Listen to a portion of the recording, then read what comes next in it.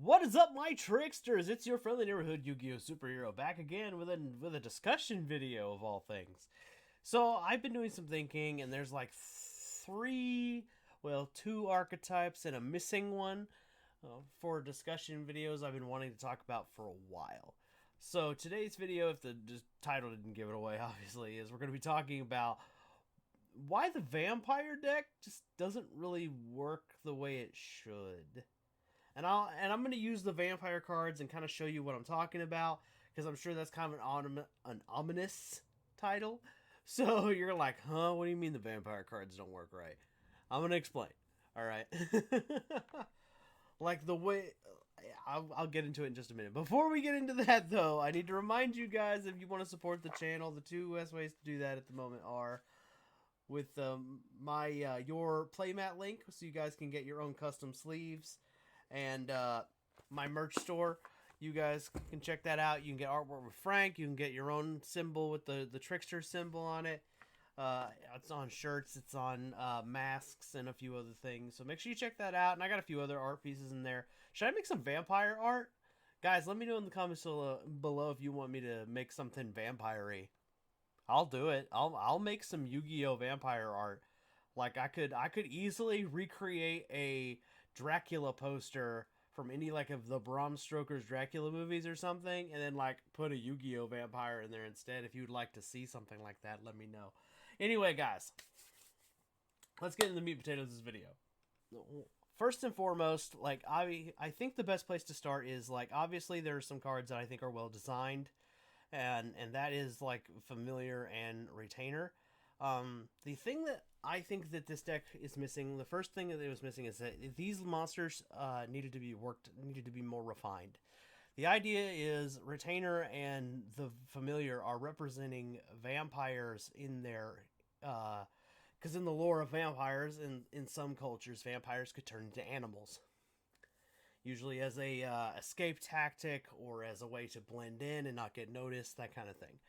So honestly, these effects should have been changed to just be like Stratos, like when they get normal summoned, or just summoned in general. Search the monster or spell and trap, depending on which one you played.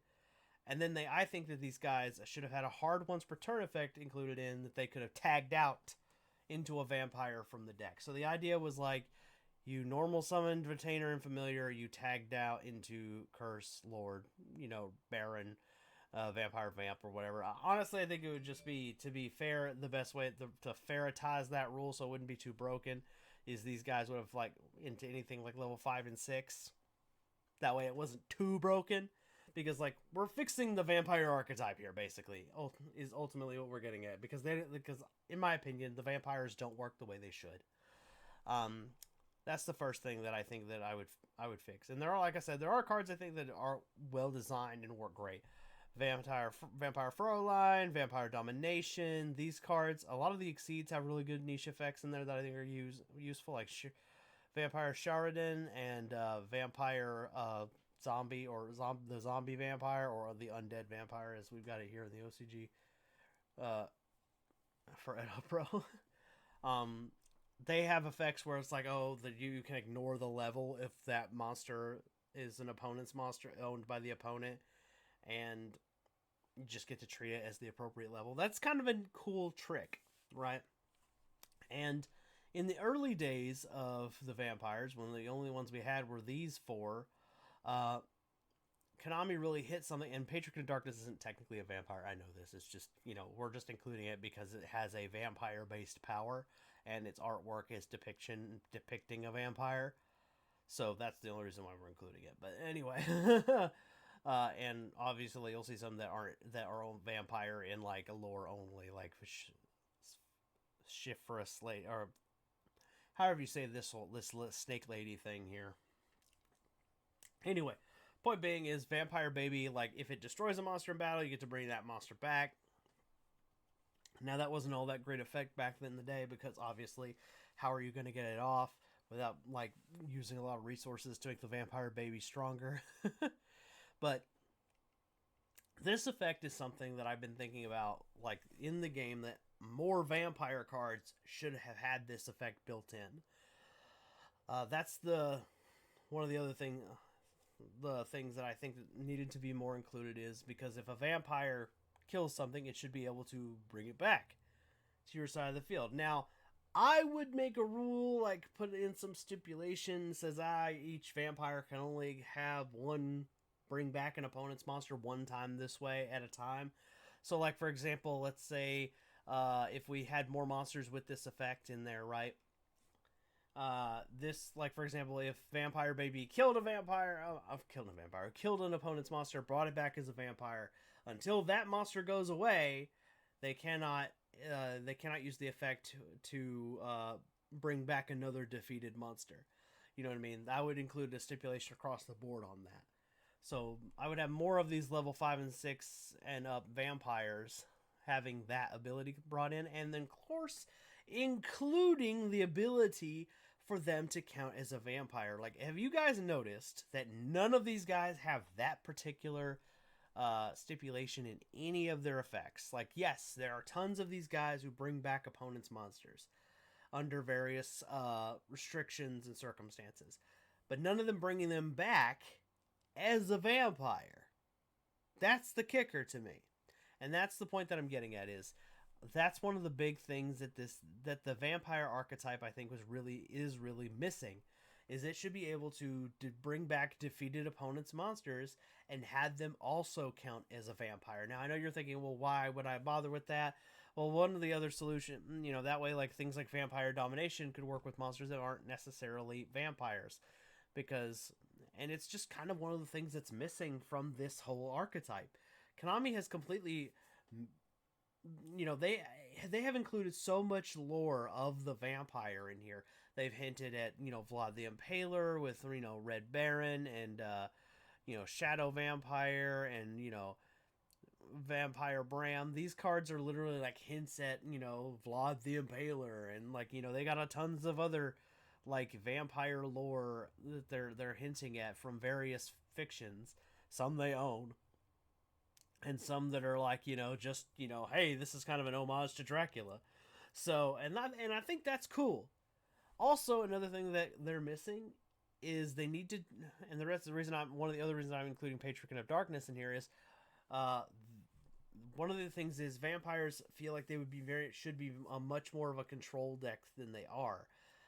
They're missing tons of things, like for example having a card like Patron of Darkness that decides, okay, I pick your attack targets because I'm a vampire and I'm compelling you.